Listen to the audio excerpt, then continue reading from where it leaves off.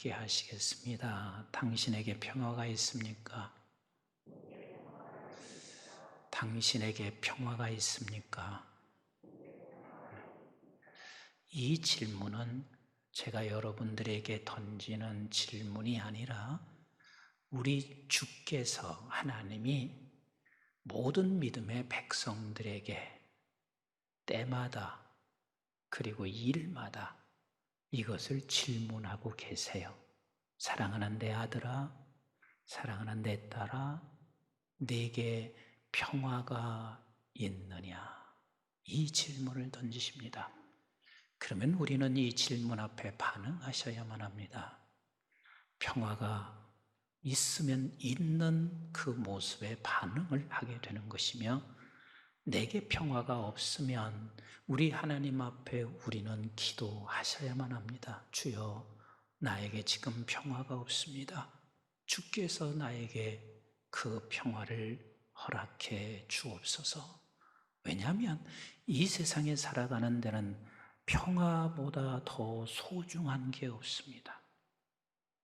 믿음의 백성들에게는 더더욱이 평화가 없으면 이 세상을 살아낼 수 있는 힘과 용기도 없습니다. 그리고 평화가 없으면 우리는 이 세상의 모든 것을 다 가지고 있다 손쳐도 그는 행복할 수가 없기 때문에 우리는 때마다 일마다 주께서 물으시는 거요. 내게 평화가 있느냐? 내게 평화가 있느냐? 이렇게 물으실 때는 우리 주님은 우리에게 반드시 그 평화를 선물로 주시기로 작정하시고 물으시는 것입니다. 여러분, 평화가 왜 이렇게 중요합니까? 그리고 평화가 도대체 뭔가요? 평화라고 하는 것은 전쟁이나 갈등이 없고 평온한 상태를 평화라 그럽니다. 전쟁이나 갈등이 없고 평온한 상태. 그래서 우리에게는 이 평화가 너무 중요한 겁니다. 내 개인에도 평화가 있어야 그가 행복할 수 있습니다. 내 가정에도 평화가 있어야 그가 불행하지 않습니다. 이 나라에도 평화가 있어야 그 나라가 가장 복 있는 나라입니다. 우리가 정의 이야기를 많이 합니다. 정의 구현, 정의 실현. 근데 이 정의와 정의 실현이 도대체 뭐냐면 평화를 이루는 게 정의 구현이요, 정의 실현입니다. 근데 이 평화는 가짜 평화가 있고 참된 평화가 있습니다. 가짜 평화가 어떤 것이 가짜 평화냐면 세상으로부터 난 평화는 가짜 평화예요. 얼마 가지 못해서 이것은 평화로 가장했을 뿐이지 얼마 가지 못해서 우리는 이것이 깨어지게 되어져 있습니다. 그럼 진짜 평화는 어떤 게 진짜 평화냐면 평화는 위로부터만 와요. 하늘로부터만 오는 거예요.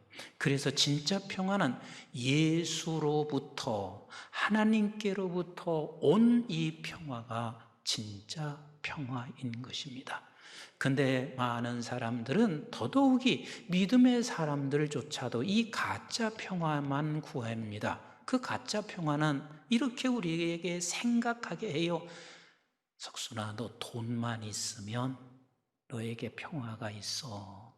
그러면 평화를 우리는 갈망하게 되어 있는 모든 사람들은 돈만 구하게 되어져 있지요. 석순아, 좋은 성도만 있으면 그리고 사람만 많으면 너는 목회에 평화가 있어. 그러면 나는 사람만 찾게 될 수밖에 없습니다. 그런데 여러분들이 이미 살아보셔서 알지만 돈만 가지고 평화가 있나요? 우리가 명예만 가지고 있어서 평화가 있나요? 세상의 힘을 가지고 있어서 우리가 평화가 있나요? 절대 그렇지 않습니다. 그래서 우리에게는 믿음의 백성들은 정말 하나님께 구해야 할 것은 이 가짜 평화만을 구하는 게 아니라, 여러분, 돈 필요하면 구하시기도 하고 모든 것들을 우리가 구하셔야 하겠지만, 그러나 정작 우리가 구해야 할 것은 주여, 나에게, 내 가정에게, 그리고 이 교회와 이 민족과 온 지구촌에게 평화를 허락해 주시옵소서. 나는 여러분들의 가정과 여러분들의 모든 삶의 현장과 우리 교회와 이 민족에게 주의 평화가 있기를 주님의 이름으로 축복합니다. 주님의 이름으로 축복합니다. 그래서 얼마나 평화를 갈망하냐면 사람들의 인사가 다 평화라는 인사입니다. 유대인들에게 인사는 샬롬 그럽니다. 그것은 평화라는 이야기입니다. 그리스인에게 인사는 금방이 에이레네라고 그렇게 말합니다. 에이레네, 이 말이 평화를 의미하고 있습니다. 로마 사람들에게 인사는 박스라 그럽니다. 이게 평화입니다. 중국 사람의 인사는 니하오 그럽니다. 이건 안녕입니다. 여러분, 안녕. 우리도 안녕이라는 인사를 하곤 합니다. 그 안녕이라는 게 편안한 안자에다가 편안한 영자를 쓰고 있습니다. 그래서 안녕 그러면 편안하십니까? 하고 묻는 거예요. 평화롭습니까? 하고 묻는 거예요. 그러니까 모든 사람의 인사가 다 평화롭습니까? 라고 묻는 인사요. 그만큼 우리가 사람과 사람을 만날 때마다 그 인사를 하고 있는 것은 당신에게도 평화가 있기를 소망하고 나 역시도 평화를 갈망하기 때문에 그렇습니다. 그렇게 평화를 갈망한다는 이야기는 이 세상에는 그 어떤 것을 주어진다 할지라도 평화가 없으면 살아갈 수 없는 세상이고, 평화가 없으면 결코 행복할 수 없기 때문에 우리는 이 평화를 갈망할 수밖에 없단 말이에요. 그런데 이 평화를 갈망하는 대다수의 모든 사람은, 믿음의 백성들 조차도 가짜 평화인 세상에서 주어지는 평화만을 우리는 갈망할 때가 너무 많이 있습니다. 그러나 진정한 평화, 참된 평화는 예수로부터 온다는 사실을 놓치지 마셔야 합니다. 그런데 믿음의 백성들에게는 이 평화가 그보다 더 중요한 게 있습니다. 믿음의 백성들은 이 세상에서 용사로 살기를 원하시고 계세요. 그런데 이 큰 용사로 살아갈 수 있는 것은 결단코 평화가 주어지지 아니하면 용사로 살아갈 수가 없게 되어 있습니다. 하나님께서 너는 큰 용사라 이렇게 말씀하실 때는요, 하나님이 너에게 큰 용사로 키우시겠다라고 하는 약속이 그 안에 포함되어 있습니다. 그런데 큰 용사를 키우는 것은 무엇을 통해서 키우시냐면, 너를 평화롭게 만드셔서 그 용사로 키우시는 것입니다. 기드온에게 하나님께서 말씀하셨습니다. 너는 큰 용사다. 그런데 미디안 앞에 서 있는 기드온에게 당신이 큰 용사라는 말이 믿어질 리가 없습니다.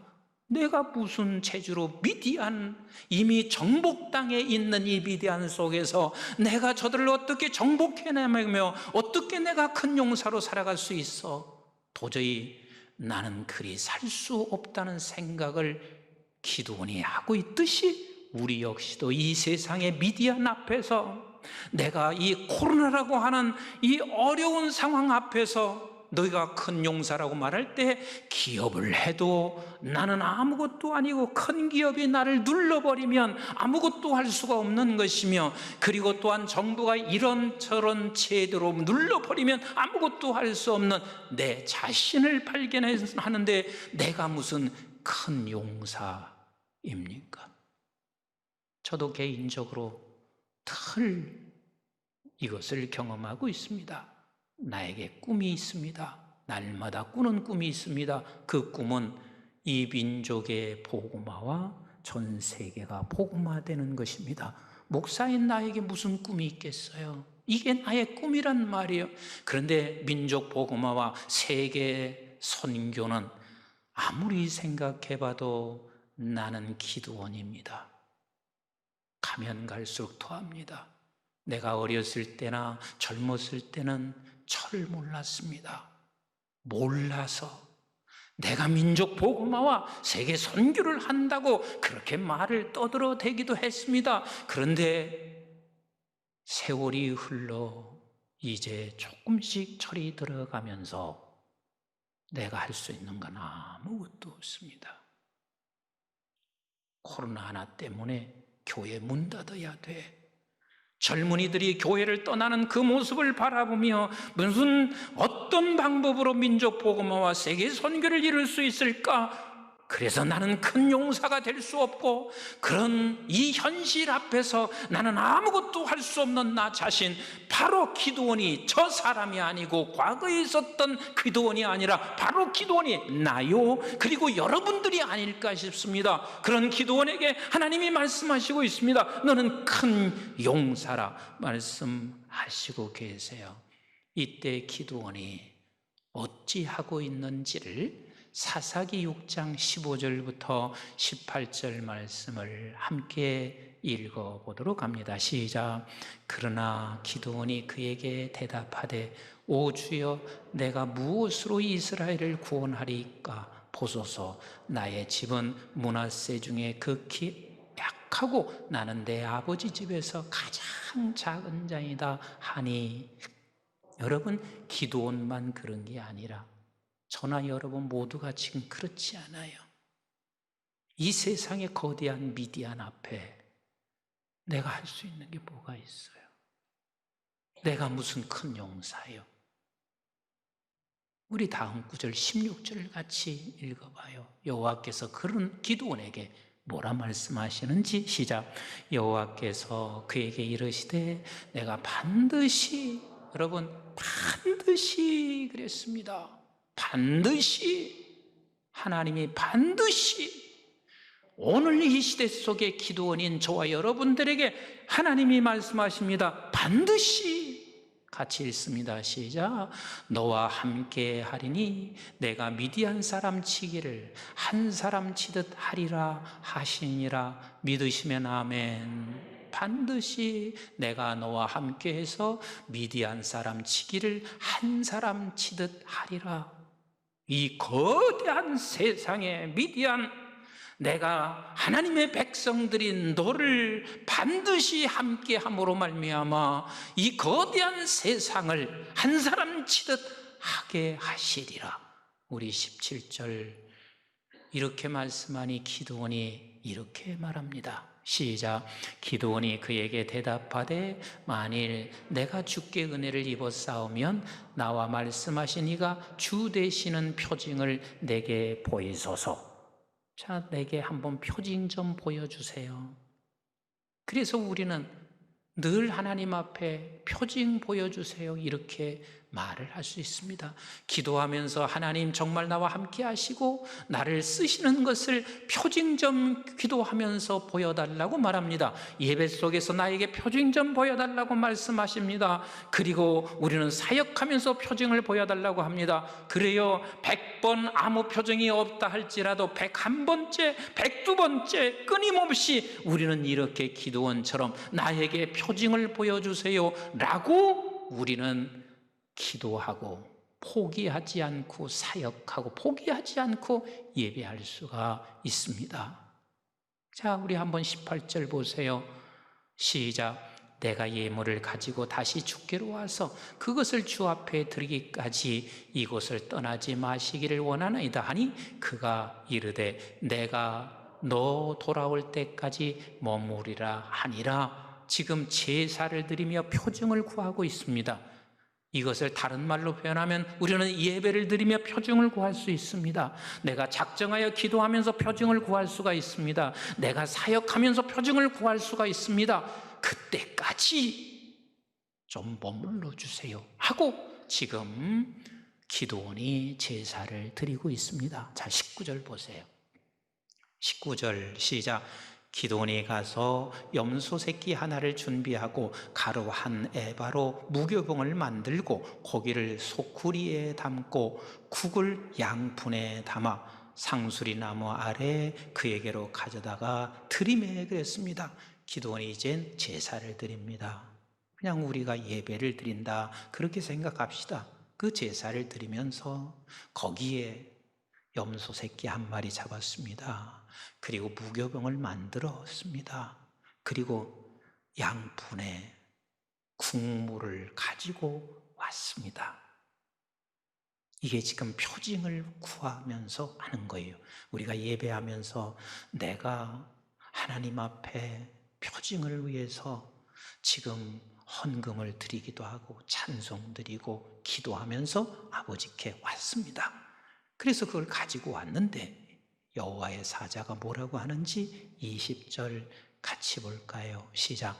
하나님의 사자가 그에게 이르되 고기와 무교병을 가져다가 이 바위에 놓고 국을 부으라 하니 기도니 그대로 하니라. 자, 이걸 이렇게 표현합시다. 여기가 지금 염소 새끼요, 무교병이요, 그리고 여기 국물이 여기 양푼, 큰 양푼일 거 아니겠어요? 양푼의 국물을 가지고 왔는데 하나님 사자가 뭐라고 하냐면 여기라 부으라는 거예요. 이 위에 부으라는 거예요. 왜 이렇게 부으라 말씀하시고 계시냐면 그 다음 일을 위해서 내가 한 것이 아니라 하나님이 하시고 있음을 그걸 보여주고 싶어서 국물을 부으라 그랬습니다. 그랬더니 그걸 부었단 말이에요. 그리고 21절 같이 봅니다. 시작. 여호와의 사자가 손에 잡은 지팡이 끈을 내밀어 고기와 무교병에 대니 불이 바위에서 나와 고기와 무교병을 살랐고 여호와의 사자는 떠나서 보이지 아니한지라 그랬습니다. 여러분, 국물이 전부 다 차 있는데 사람이 불을 붙인들 붙여지겠어요? 안 붙여지지요. 그런데 여호와께서 그 불을 붙여 모두가 태웠습니다. 이때 기드온은 알았습니다. 이건 내가 하는 일이 아니고 사람이 하는 일이 아니라 이건 하나님이 하신 일이야. 그래서 그가 이 여호와의 사자가 곧 하나님인 것을 알았습니다. 그러니 내가 하나님을 보았으니 얼마나 두렵겠어요. 이스라엘 백성들에게는 하나님을 보는 자는 죽는 것으로 여기고 있었습니다. 이때 마음속까지 들여다보시는 여호와 하나님께서 그에게 뭐라고 하고 있는지 우리 한번 22절 같이 보도록 하겠습니다. 시작. 기드온이 그가 여호와의 사자인 줄 알고 이르되 슬프도소이다.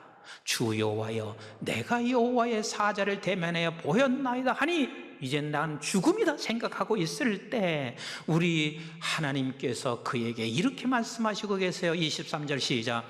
여호와께서 그에게 이르시되 너는 안심하라, 두려워하지 말라, 죽지 아니하리라 하시니라 그랬습니다. 이제 하나님이 하신 것을 알았어요. 그리고 우리 하나님께서 대면했지만 하나님께서 내게 안심하라, 두려워하지 말라까지 말씀하셨습니다. 그래서 그에게는 놀라운 것이 오게 됐습니다. 24절 시작.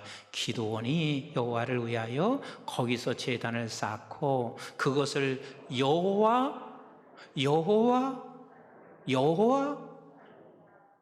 샬롬이라 말하고 있습니다. 즉 이제 평화가 온 거예요. 기드온에게 평화가 왔습니다. 이 평화는 위로부터 오는 평화는 세상 그 어떤 것과 견질 수 없는 최고의 복입니다. 상황이 바뀌어진 거 아무것도 없습니다. 미디안은 여전히 그대로, 저들이 악한 일을 행하는 그 미디안은 그대로 있습니다. 그런데 하나님께서 이 기드온에게 여호와 샬롬, 내게 평화가 왔다는 거요. 이 평화가 온 것을 기드온이 어떻게 하고 있는지 그 다음을 같이 읽어봅니다. 여호와 샬롬하고 어떻게 하고 있는지 같이 보세요. 시작. 그곳이 오늘까지 아비에셀 사람에게 속한 오브라에 있더라. 그것을 기념했단 말이에요. 제 개인적으로도 평생 살면서 한두 번 그런 경험이 있습니다. 하나님이 너무 지쳐 있는데 상황에 하나님이 위로부터 내리는 평화, 이것을 경험한 적이 있습니다. 그래서 나는 그곳을 지나가고 그곳을 생각만 해도 나에게 큰 힘과 위로와 평화가 되는 것처럼 이제 기드온에게는 미디안과 상관이 없어요. 그에게 이제는 하나님의 위로부터 오는 평강이 내려왔습니다. 그렇습니다. 사랑하는 성도 여러분, 하나님께서 여러분들에게 다 각자에게 이렇게 말씀하시고 있습니다. 너는 큰 용사라. 너는 큰 용사라. 그런데 우리는 큰 용사로 살아갈 수 있는 그 아무것도 보여지지 아니하지만 우리 하나님께서 우리에게 뭐라고 말씀하시고 있냐면 네가 지금 평화가 있느냐라고 말씀하시고 계십니다. 하나님께서 우리에게 평화를 약속하시고 우리에게 평화를 주시는 우리 하나님이십니다. 아멘이신가요? 그래서 우리에게 평화가 저와 여러분들에게 찾아오기 시작하면 그때부터는 우리는 이 세상을 살아갈 수 있는 용사가 될 수가 있습니다. 우리가 이런저런 믿겨지지 않는 일 때문에 예배를 놓는 게 아닙니다. 사역하는 중에 우리에게 평화가 옵니다. 그 사람들에게만 하나님이 평화를 선물로 주시지 않습니다. 기드온에게 주신 평화 우리에게도 주시고 그분들에게 주셨던 평화 우리에게도 약속하시고 계셔서 저와 여러분들에게 묻는 것입니다. 사랑하는 내 아들, 사랑하는 내 딸아, 네가 평화가 있느냐? 여러분, 이 평화가 뭔가요? 평화는 예수 그리스도이십니다. 평화의 왕 되신 예수 그리스도입니다. 내게 평화가 있느냐 물으시는 것은 내게 예수가 있느냐 물으시는 것과 같은 이야기입니다.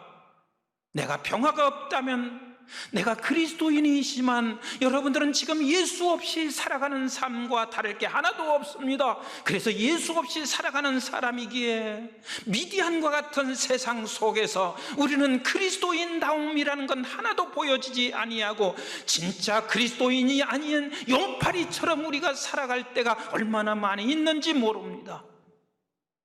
우리는 때마다 일마다 주께서 물으십니다. 내가 평화가 있느냐? 우리 한번 데살로니가 후서 3장 16절 한번 보세요. 데살로니가 후서 3장 16절 시작. 평강의 주께서 친히 때마다 일마다, 여기서 평강은 평화라고 해석해도 됩니다. 주께서 친히 때마다 일마다 너에게 평화를 주시고, 여러분 때마다 일마다는 어떤 때든 어떤 일을 하든 하나님이 물으시고 있습니다. 네게 평화가 있느냐? 네가 예수가 있느냐? 나는 너에게 평화를 주기를 원해. 내가 너에게 예수로 충만해지기를 원해. 주께서 너의 모든 사람과 함께 하시기를 원하노라. 아멘이신가요? 사랑하는 성도 여러분, 우리는 이 세상에 용사로 보내졌습니다. 그런데 그 용사로 보내지는 것은 하나님께서 먼저 우리에게 평화를 주십니다. 평화를 주십니다. 그리고 이 평화를 가지고 있는 저와 여러분들은 이 세상을 살아갈 때 말씀의, 기도의 두 가지 무기를 가지고 세상에서 살아가는 거요. 우리 예수님께서는 평화의 왕으로 이 세상에 오셔서 이 세상의 힘으로 세상을 평화를 만들어 가시는 것이 아니라 평화의 왕으로 오셔서 예수님께서 말씀과 기도로 무기로 그것을 삼으셔서 십자가에 죽으시면서 저와 여러분들에게 인류를 구원해 내신 것처럼 오늘 이 세상은 미디안과 같은 세상 속에서 우리에게 큰 용사로 보내주셨습니다. 그리고 너에게 평화가 있을지어다. 그 평화를 주시고 평화를 소유한 저와 여러분들에게 말씀과 기도라는 무기로 이 세상을 정복하며 구원해내는 하나님의 사람으로 살기를 원하시고 계십니다. 너에게 평화가 있느냐? 기도하겠습니다.